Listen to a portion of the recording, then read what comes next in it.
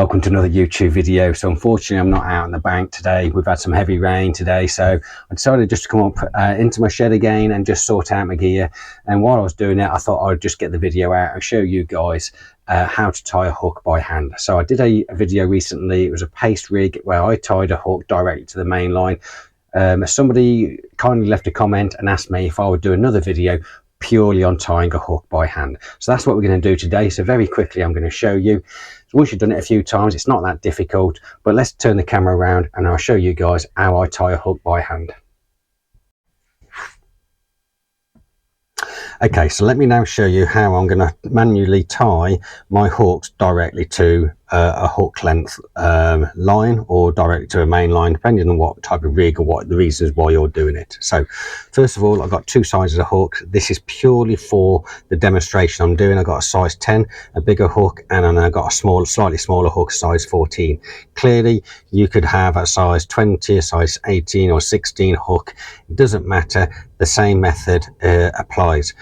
Then got the main the hook length line. I'm just using for this example quite a thick line, just so you can see the line on the video. It's an 8-pound line, but it really doesn't matter. It's whatever your hook length line you want to use.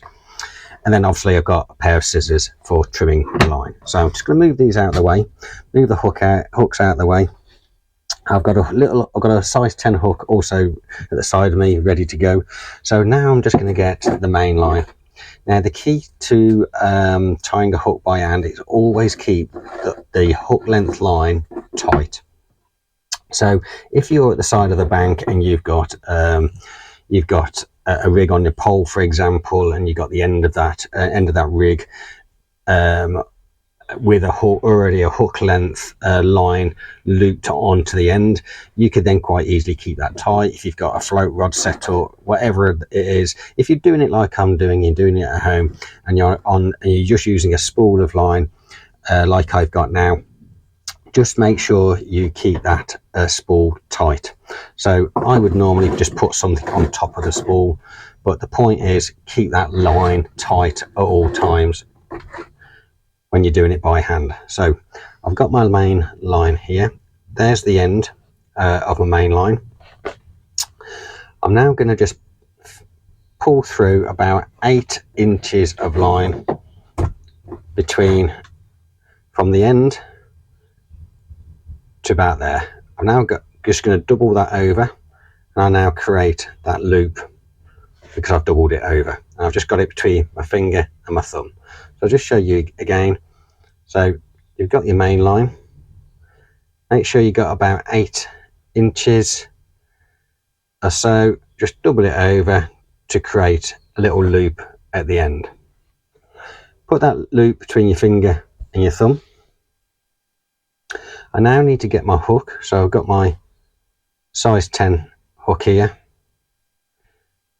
I now put that hook, got to obviously be careful because you've got the point of the hook, but put it between your put this spade or the shaft and the spade end of the hook between your thumb and your finger.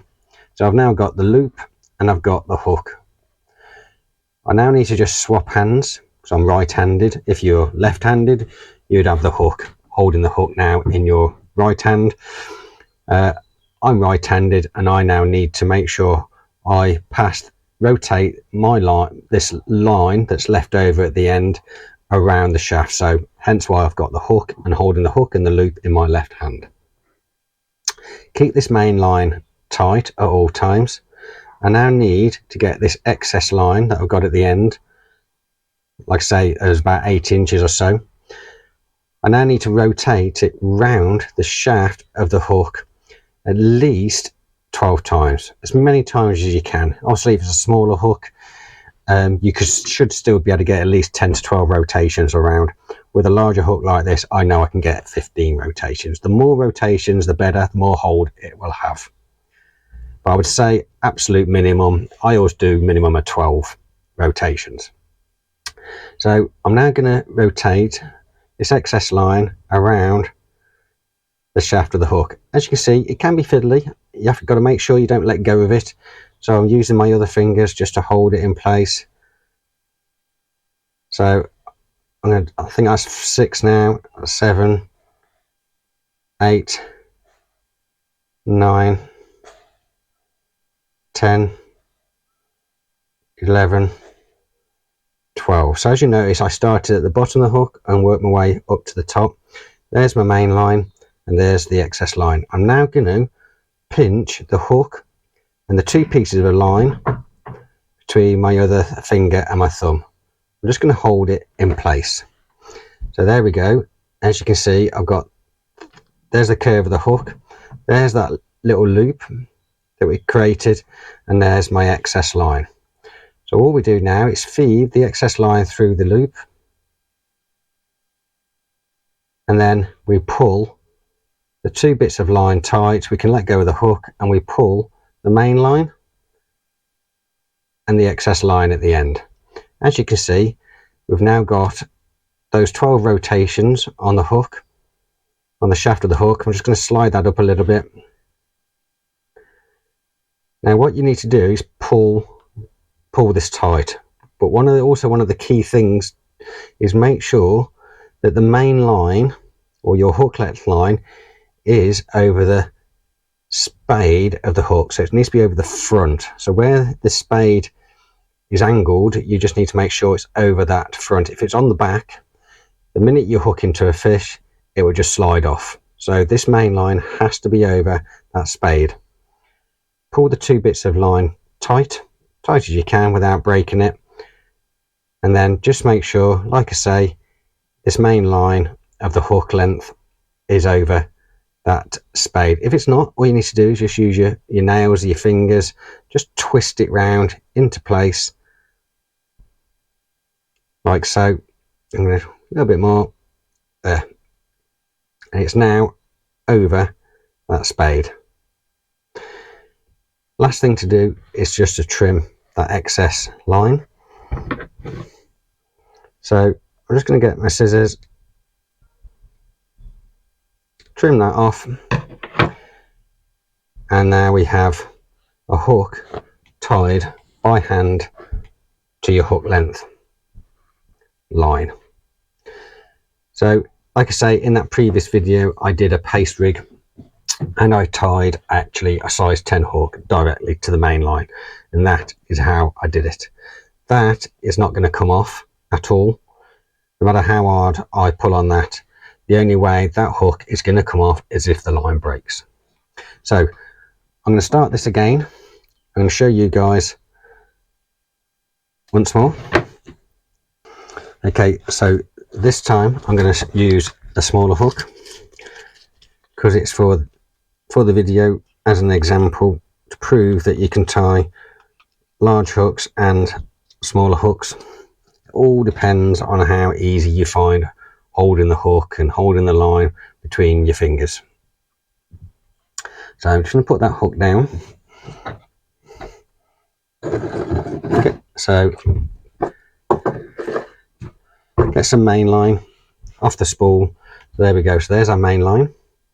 I'm going to feed that through my fingers till I got 8 inches, 9 inches or so. I'm then just going to double it over to form that loop at the end. I then need to get up my hook.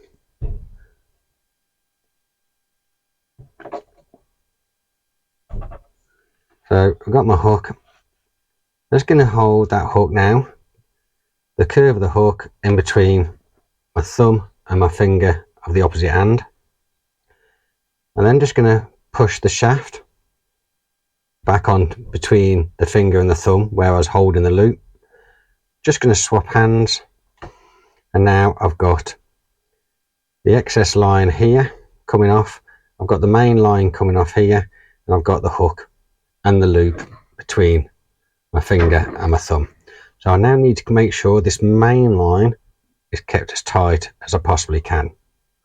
So as you can see, I've got the hook, I've got the loop, and now I'm just pinching that and keeping the shaft of the hook, as much as the shaft of that hook, visible as I can.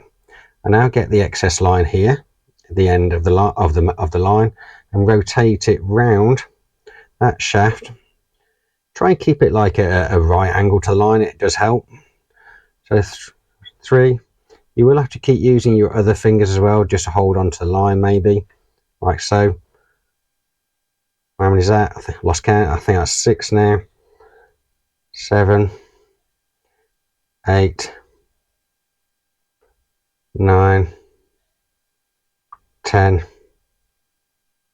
11, 12. There we go. So I've got a smaller hook and still managed to get 12 rotations on. So I now need to just pinch the 2 bits of line and the hook in between my finger and my thumb of the opposite hand. I've got my loop here sticking out at the end of the hook, and I need to just pass through the end of the line through the hoop, through the loop. There we go. Pass it through, and then I can now pull 2 bits of line tight, as you can see. I just need to now make sure that the main line is at the front of the hook. So where the spade is angled, it needs to be at the front. As I say, if it was at the back, if the main line comes off the back of the hook will just come off. So it has to be on the front. So I'm just going to pull, just going to hold that, the curve bit. I'm just going to twist it round with my fingers because it's not on the front. I'm just going to twist it round. Like I say, it's a bit fiddly. And then I'm just going to make sure I pull both bits of line as tight as I can. There we go. I just need to twist that a little bit more using my fingers and my nail just to get that around. And there we go. There it goes.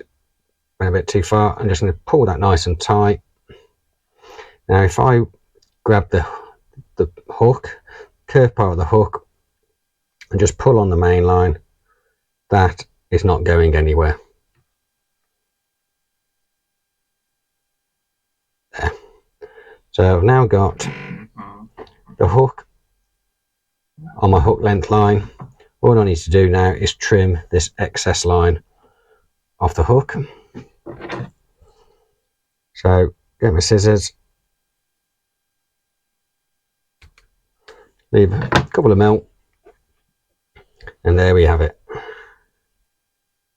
So as you can see, I've now got a size 14 hook tied directly to my hook length line.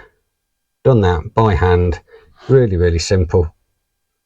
Not tried it before, give that a go. So if you guys have liked this video, please do leave a like and subscribe. Don't forget to hit the notification button so you get reminded next time I upload a video. Don't forget to leave a comment. Tell me whether you actually found this easy, whether you're still struggling, if there's a different way or a better way of doing this. I'm still learning myself. So like I say, please leave a like and subscribe, leave a comment. Until next time guys, tight lines.